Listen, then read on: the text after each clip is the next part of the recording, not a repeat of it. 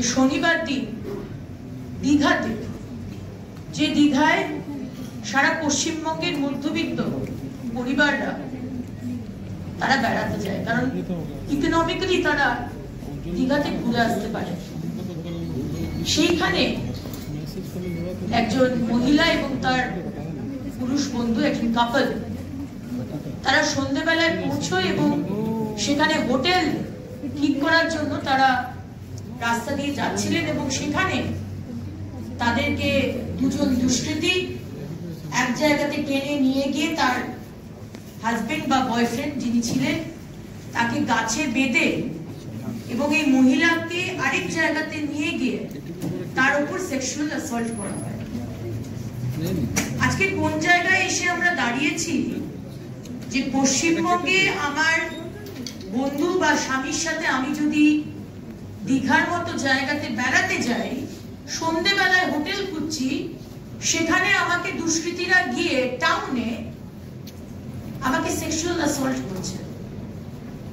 আমরা শিউরে উঠেছি সেদিন, যেদিনকে মালদার ওই 10 বছরের ছোট্ট ব্রাইট স্টুডেন্ট একটি ইংলিশ মিডিয়াম স্কুলে, তাকে 3 দিন ধরে তার বাবা মা বলছে পাওয়া যাচ্ছে না, আর বাড়ির পাশে তার সিভিয়ার বডি, মাথা অন্য জায়গায়, বডি অন্য জায়গায়, এবং ব্রুটালি টর্চার করা হয়েছে। এবং সেখানেও আমরা জানতে পারলাম আজকে এনসিপিসিআর যখন এসেছে, এনসিপিসিআর এর মেম্বার সম্মানীয় দিব্যা গুপ্তাজি বলছেন যে যেভাবে ইনভেস্টিগেশন করা উচিত ছিল সেভাবে করা হচ্ছে না। 2-3 জন অ্যাকিউজড, তাদেরকে শিল্ড করা হচ্ছে, তাদেরকে সামনে আনা হচ্ছে না, তাদেরকে প্রোটেকশন দেওয়া হচ্ছে। আমি বলছি না, এনসিপিসিআর বলছে।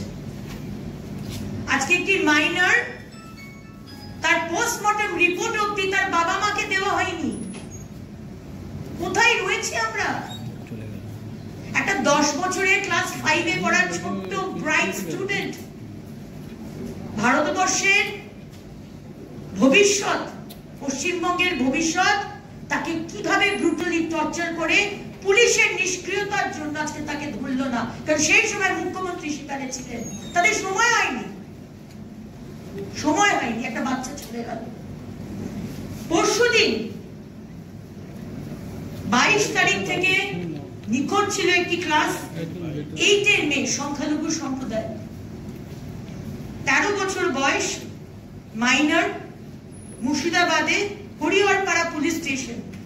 এক ঘটনা, তাকে নিয়ে গিয়ে তার কান কেটে দিয়েছে, চোখ উপড়ে ফেলা হয়েছে এবং গলাকে স্ট্র্যাঙ্গল করে যেভাবে তাকে খুন করা হয়েছে, গলার হাড্ডিগুলো ভেঙে গেছে।